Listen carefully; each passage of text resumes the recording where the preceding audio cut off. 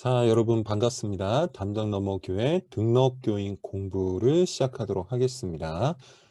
등록교인 공부는 총 60문으로 되어 있습니다. 이 60문은 하나님에 관한 지식, 신론, 그리고 사랑과 타락에 관한 교리, 인죄론, 타락한 사람이 어떻게 구원을 받을 수 있을지, 구원자에 관해서 배우는 기독론, 그리고 구원론, 교회론, 종말론, 이런 신학적인 내용들을 문답을 통해서 배우게 될 겁니다. 아는 부분도 분명히 있을 것 같고요. 또 때로는 어려운 부분도 분명히 있으리라 생각이 됩니다. 한번 잘 들어보시고 여러분 아는 것들은 더욱더 확실하게 공부해서 여러분 마음에 새기시기를 바라고, 몰랐던 것들은 이번 기회에 한번 정확하게 공부를 해 놓으면 도움이 되겠죠. 자, 오늘은 1문을 공부를 좀 해보겠습니다. 1문은 담장너머 교회 등록교인 문답자의 자격에 관해서 이야기를 하고 있습니다. 자, 누가 등록교인이 될 수 있습니까? 총 4개의 자격이 필요합니다. 3개월 이상이 되셔야 하고 등록교인 공부를 마치셔야 되겠죠. 그리고 60문에 보면 담장너머교회 서약이 있어요. 이것을 공개적으로 한 사람, 그리고 세례교인이어야 합니다. 등록교인이 되면 의무가 있고 그리고 권리가 생깁니다. 교회에 정교인이 되어서 의무와 권리를 가지려면 반드시 세례교인이어야 하겠죠. 자, 이 4가지의 자격을 갖춘 사람이 담장너머 교회 등록교인이 될 수 있습니다. 어떤 사람은 이렇게 의문을 제기하기도 합니다. 조건이 왜 필요하냐? 교회는 누구든지 올 수 있는 거 아니냐? 이렇게 이야기하기도 하죠. 맞습니다. 누구든지 올 수 있어요. 누구든지 올 수 있습니다. 그러나 아무나 등록교인이 될 수는 없죠.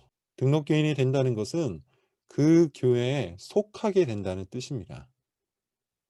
그런 차원에서 그 교회가 가지고 있는 신학이 무엇인지, 그리고 그 교회에 자기의 삶을 맡길 수 있는지, 이런 것들을 한번 스스로 따져봐야겠죠. 자, 조금 더 자세히 이 1문에 해당하는 내용들을 좀 공부를 해보겠습니다. 우리 교단에서 학습을 받고 세례를 받으신 분은 기억하실 수도 있습니다. 각각 문답자의 자격을 정해놓고 있어요. 학습 문답자는 교회에 출석한 지 6개월 이상이 되어야 한다. 그리고 예수님을 믿는 사람으로서 만 14세 이상이어야 한다. 세례 문답자는 학습을 받은 후 6개월 이상 교회에 잘 출석을 하고요. 예수 그리스도를 자신의 구주로 믿는 자여야 한다. 이렇게 학습과 세례에 있어서 문답자의 자격을 정해놓고 있죠.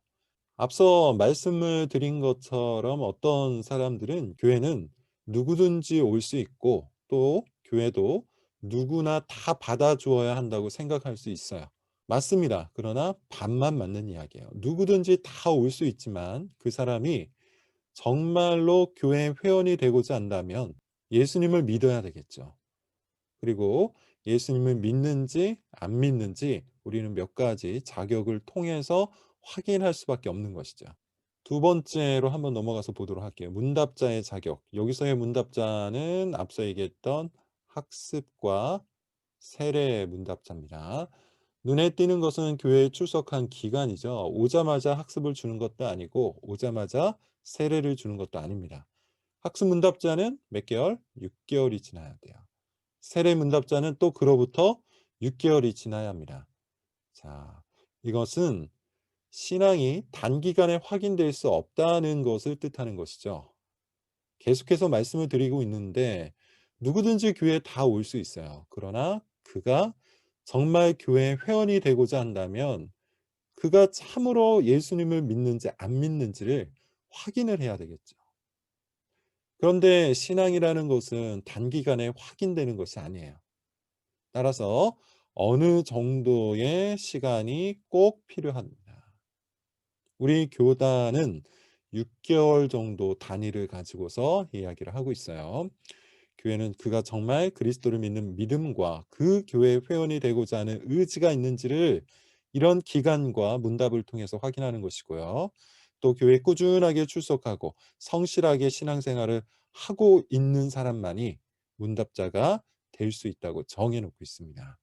이와 같은 과정을 잘 거쳐서 각 교회마다 교인의 신앙을 꼼꼼하게 따져서 주었다면 사실 큰 문제가 없습니다. 교회를 옮길 때 이 사람이 어떤 교회에서 학습을 받고 세례를 받았다.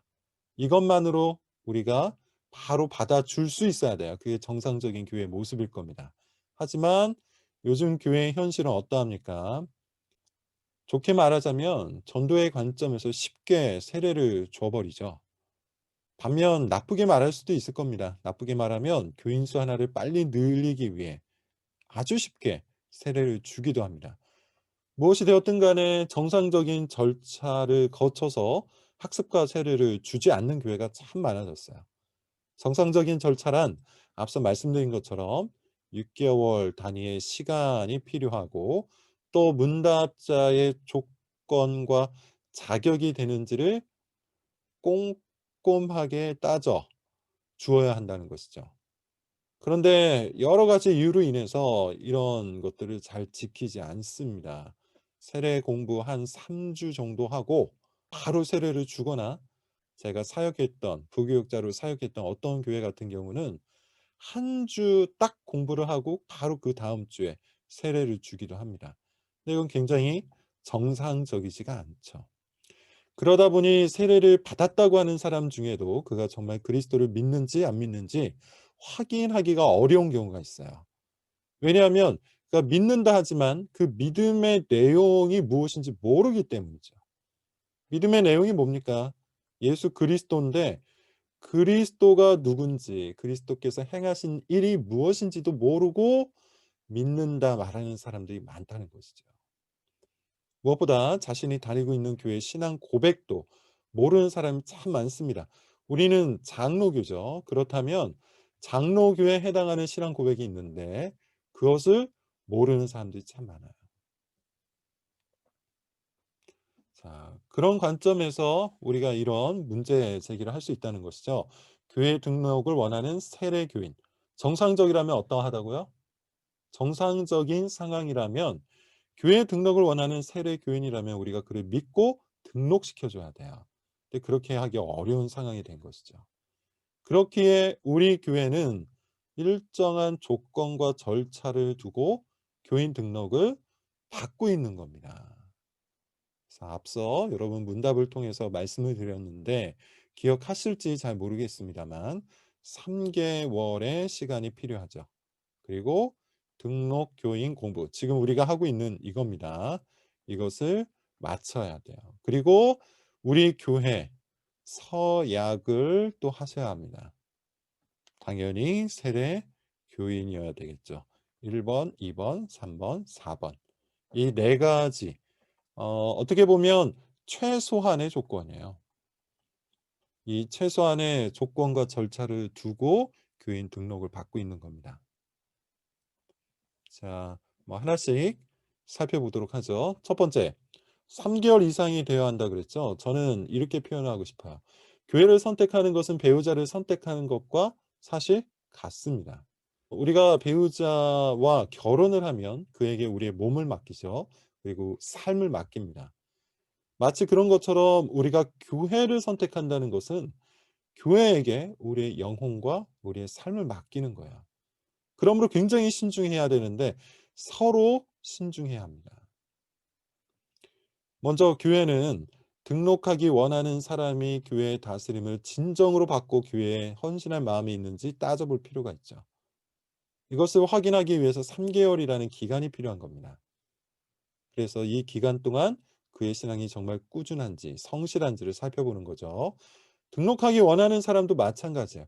자신의 영혼과 삶을 맡길 만한 교회인지를 잘 따져 보셔야 합니다. 여러분도 우리 교회를 그렇게 따져 보시기 바랍니다. 그리고 우리 교회가 가지고 있는 신앙 고백이 있어요. 웨스트 민스터 신앙 고백입니다. 이 신앙 고백에 전심으로 동의할 수 있는지 살펴보시라. 이렇게 3 개월의 시간을 두는 이유입니다. 등록교인 공부를 마쳐야 하는데요. 우리가 지금 하고 있는 이 공부입니다. 여러분이 사용하고 있는 교재는 제가 만든 건데 사실 독특한 교재라고 보기는 어려워요. 우리 교단에서 사용하고 있는 학습 세례 문답서가 있고 웨스트민스터 소요리 문답이 있고 하이델베르크 교리 문답이 있고 칼빈이 썼던 제네바 교리 문답 그리고 최근에 나온 뉴시티 교리 문답이 있어요. 이런 것들을 다 참고했습니다. 참고했다는 말은 그 언어를 좀 참고를 해서 어떻게 표현하는 것이 더 좋을까 이런 것들을 좀 참고를 했다는 것이죠. 그래서 우리 교단에서 세례를 받은 사람, 우리 교단이 사용하고 있는 이 세례 문답서를 통해 세례를 받은 사람은 어렵지 않을 겁니다.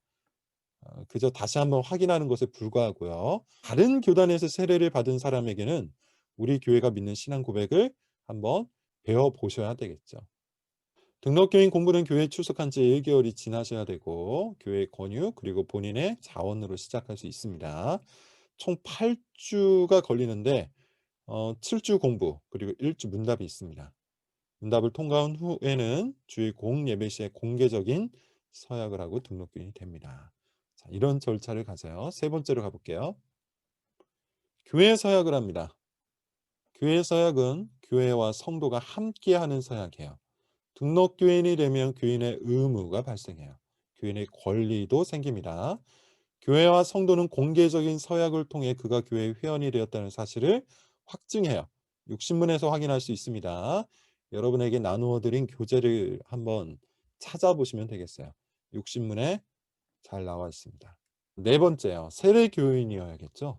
우리 교회 헌법상 교인의 권리와 의무는 모두 세례 교인일 때 발생하기 때문이에요.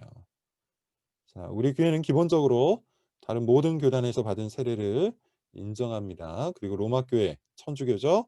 원칙적으로 인정합니다. 다만 본인에게 물었을 시 본인이 다시 세례받기 원하면 입교 절차를 거쳐서 새롭게 세례를 줄 수도 있습니다. 이상 1문에 해당하는 내용들을 제가 간략하게 좀 해설을 해 드렸는데 어려운 내용은 하나도 없을 거예요.